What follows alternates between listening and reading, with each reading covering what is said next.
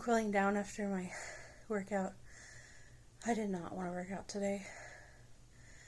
The last 2 nights, my daughters have been waking up multiple times each per night, so even going to bed earlier isn't really helping my sleep. And last night I didn't really get to bed very early anyway. Earlier than usual for me, but not much. And then I think they're just on the verge of some kind of breakthrough or something, because they're both so ornery and so fussy.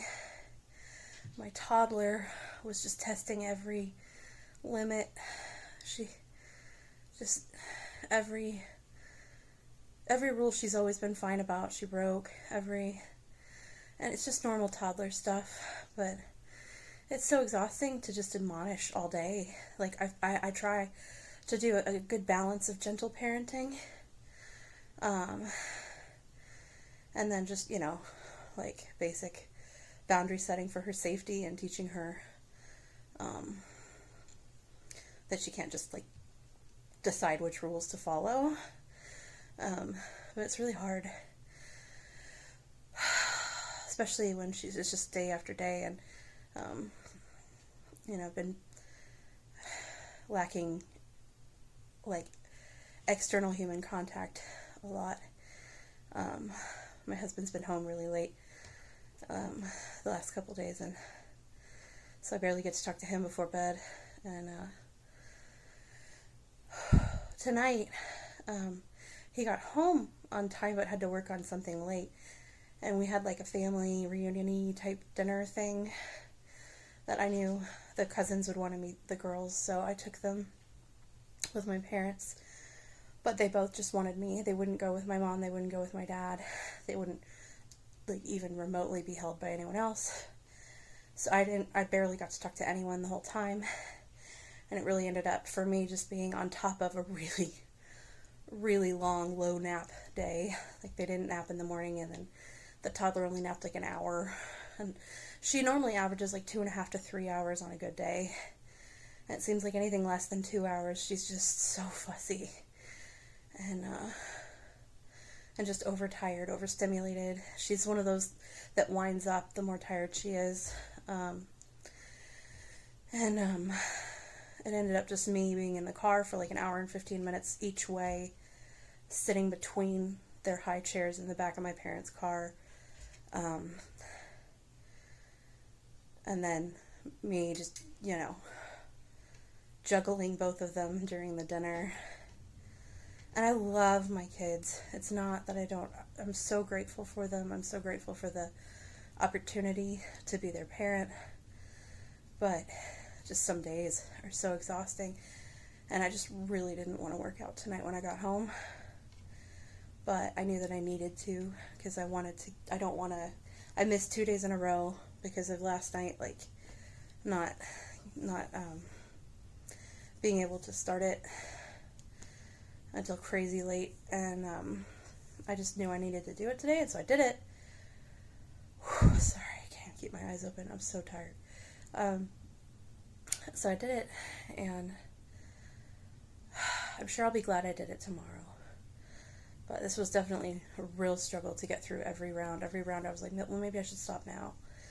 But I did the whole thing because I want to be accountable. That's why I have this channel. I want to be accountable to any old random person that I'm doing this the way that I said I would. So anyway, tomorrow I'm going to give you a tour. I built a new little kitchenette for my 2-year-old, sort of Montessori style, so I added some features that are kind of fun to allow her to be a little bit more independent, and a little bit more practical in her play, and I'm really, really excited. So I'll be showing that to you, so like and subscribe, and I promise I will look a little better the next time you see me. But this is the realness, the reality of like a true health journey. Health gurney, as Pulpy Syndax would say. So yeah, I'm so sweaty. But I think I finally have my breath back, so I'm going to go drink some water. See ya. Okay, so I'm going to show you the little kitchen that I put together for my daughter, my husband and I. This is a slipcover chair, oven, and stove that my mom made for my daughter to use. The oven opens with Velcro, and you can put things inside. And then you can turn the knobs, the buttons. And then there's like little holders for the tools and towels on this side that match. It's kind of fun because it's meant to match my kitchen, so it matches the curtains. It's the same fabric, and then we both have matching aprons also that match the fabric. And then there's the fridge and the little it was a stove top, but what we did, I was copying, I'll link below the TikTok account that I got the idea from. But basically the fridge will have like real snacks. She's already taken she's already eaten all the bananas, but we may even get a little mini fridge eventually. And then under here is water, which thank goodness she has yet to discover. I haven't put a little what do you call it, like a child lock on it yet, but she's been too preoccupied with the working faucet today because we just presented it to her yesterday. So what we did was we took the sink that came with it, and my husband drilled some holes in it for the drain. And then this is just an automatic dispenser for one of those big blue water bottles that you get like an office water bottle.